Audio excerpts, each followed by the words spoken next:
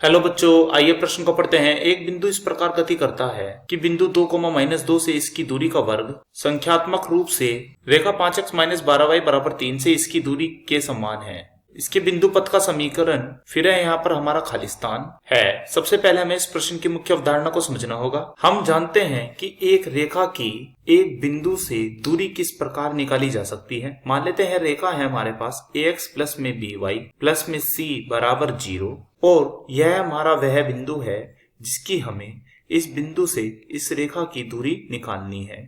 तो यह दूरी हमारे पास क्या आएगी? मान लेते हैं यह दूरी है d, तो d बराबर हमारे पास यहाँ पर होगी। जब हम बिंदु को समीकरण में रखेंगे तो बिंदु है x1 y1, तो यह हो जाएगा ax1 प्लस में by1 प्लस में c और बटे में आएगा हमारा वर्गमूल में x के गुणांक का वर्ग यानी कि a की घात 2, y के गुणांक का वर्ग यानी कि b की घात 2। तो अब हम यह मुख्य अवधारणा का प्रयोग करते हुए अपने प्रश्न को हल करने की ओर चलते हैं। हमें जिस बिंदु का बिंदु पथ बताना है, मान लेते हैं वह बिंदु P है। इसके निर्देशांक है हमारे पास h, k। अब इस बिंदु की एक दूसरे बिंदु यानी कि वह है हमारे पास 2, -2 से दूरी हमें कहा गया है। मान लेते हैं वह दूरी है हमारी यहाँ d1। तो बीच की दूरी का सूत्र होता है हमारे पास d बराबर वर्गमूल में आता है यहाँ पर x2 माइनस में x1 की घात 2 फिर प्लस, फिर आता है यहाँ पर y2 माइनस में y1 की घात 2।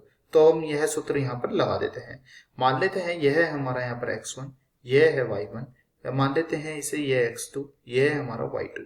तो इसके अनुसार यह दूरी को मैंने माना है d1 है, तो यह हो जाएगी हमारे पास यहाँ पर x2 यानी कि 2, x1 यानी कि h, तो यह हो गया 2 - h की घात 2 प्लस, फिर आता है यहाँ पर y2 यानी कि -2 फिर माइनस y1 यानी कि यह है हमारा यहाँ पर k और इसकी भी घात कितनी 2। हमसे बोला गया है यह जो बिंदु था हमारे पास 2, -2, इस बिंदु की इस रेखा से दूरी के, यानी कि हमें एक रेखा भी यहाँ पर दी गई है। रेखा है हमारे पास 5x - में 12y = 3। मान लेते हैं यह दूरी है हमारे पास d2। तो प्रश्न के अनुसार प्रश्न में कहा गया है कि d1 की घात 2 यानी कि d1 की घात यदि मैं 2 करूं, वर्ग करूं, तो यह बराबर होगी d2 के। तो ऐसा हमें प्रश्न में बोला गया है। तो हमें यहाँ पर d2 ज्ञात करना होगा। d2 है बिंदु की रेखा से दूरी। तो d2 कैसे ज्ञात किया जाएगा? d2 ज्ञात किया जाएगा जैसे कि मैंने अपनी मुख्य अवधारणा में बताया था 5। फिर आता है यहाँ पर x1 यानी कि वह बिंदु रखना है हमें जिससे हम दूरी निकाल रहे हैं। तो यह काम करेगा यहाँ पर x का और यह काम करेगा यहाँ पर y का। तो यानी कि यह हो जाएगा हमारा यहाँ पर 5 × 2, तो लिखेंगे हम इसे 5 × 2 फिर -12। y के स्थान पर क्या आएगा?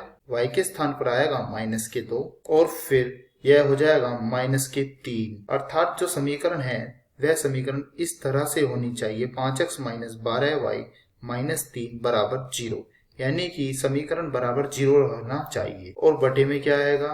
बटे में आता है हमारे पास यहाँ वर्गमूल में x के गुणांक का वर्ग। तो यहाँ है यह 5, तो इसका वर्ग कर देंगे 25, फिर यह y के गुणांक का वर्ग यानी कि वह है हमारे पास -12, तो इसका वर्ग करेंगे -12 का वर्ग, तो यह हो जाएगा 144। तो यह आ जाएगा हमारे पास 5 दूनी 10 माइनस प्लस 12 दूनी यानी कि 24 माइनस के 3 बटे में कितना आएगा? बटे में आ जाएगा हमारा 169।